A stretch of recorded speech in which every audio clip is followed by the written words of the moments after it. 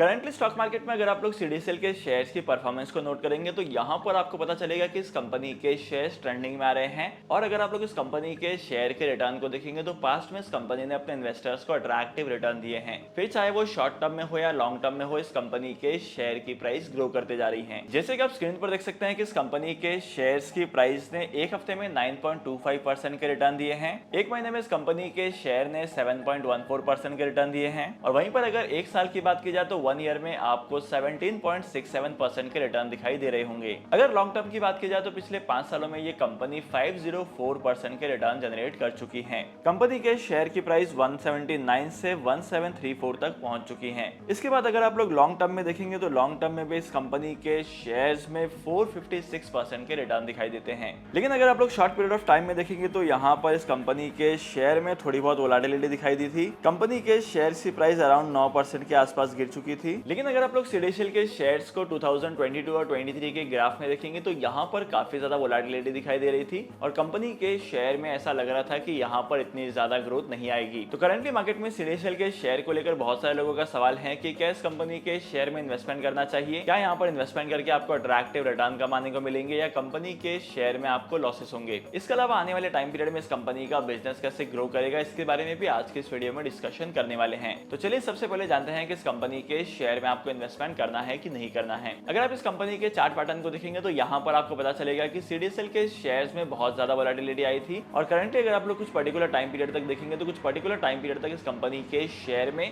आपको box pattern देखने को मिला होगा। मेरे कहने का मतलब यह है कि इस कंपनी के शेयर की प्राइस पिछले कुछ टाइम पीरियड में एक बॉक्स पैटर्न में ही काम कर रही है, मतलब न एक लेवल से ऊपर जा रही है न उस लेवल से नीचे आ रही है और इस मोमेंट में कंपनी के शेयर रेंज बाउंड हो चुके हैं। लेकिन अगर आप लोग सीडीएसएल के शेयर की परफॉर्मेंस को देखेंगे तो मार्केट में सीडीएसएल के शेयर्स की परफॉर्मेंस में अप्स एंड डाउन्स दिखाई दे रहे हैं। कंपनी के शेयर की प्राइस ऊपर जा रही है और फिर थोड़ी नीचे आ रही है, फिर ऊपर जा रही है, फिर थोड़ी नीचे आ रही है। ओवरऑल कंपनी के ग्राफ को अगर आप लोग लॉन्ग टर्म में देखेंगे तो आपको पता चलेगा कि कंपनी के शेयर की प्राइस की जो ग्रोथ है वो आने वाले टाइम पीरियड में पॉजिटिव ही होने वाली है, क्योंकि अगर मार्केट को गिरना होता, क्योंकि इस कंपनी के शेयर की प्राइस को गिरना होता तो अब तक गिर चुकी होती, इतने ज्यादा ऊपर नहीं जाती। इसके अलावा अगर आप लोग इस कंपनी के फंडामेंटल्स को देखेंगे तो इस कंपनी के फंडामेंटल्स भी स्ट्रॉन्ग हैं। जैसे कि आप सभी को इससे पहले वाली वीडियो में मैंने आपको बताया था कि कंपनी मार्केट की एक मोनोपोली कंपनी है जो कि स्टॉक मार्केट में लिस्टेड है और मार्केट में ज्यादातर स्टॉक ब्रोकर जो डीमैट अकाउंट ओपन करवाते हैं वो सीडीएसएल के साथ ही ओपन करवाते हैं। और जब भी आप स्टॉक मार्केट में डिलीवरी ट्रेड करते हैं तो डिलीवरी ट्रेड करने पर सीडीएसएल जो है वो एक छोटा मोटा कमीशन भी चार्ज करता है और इस कमीशन की वजह से सीडीएसएल के रेवेन्यूज जनरेट होते हैं। करंटली अगर आप लोग मार्केट में देखेंगे तो सेबी ने सेटलमेंट्स के रिलेटेड बहुत सारे नियम को चेंज किया है और पहले जो सेटलमेंट होता था T+2 डेज पर, वो सेटलमेंट अब पहुंच चुका है T+1 डे पर। अगर आप लोग किसी भी कंपनी के शेयर में इन्वेस्टमेंट करते हैं तो आपके अकाउंट में वो कंपनी के शेयर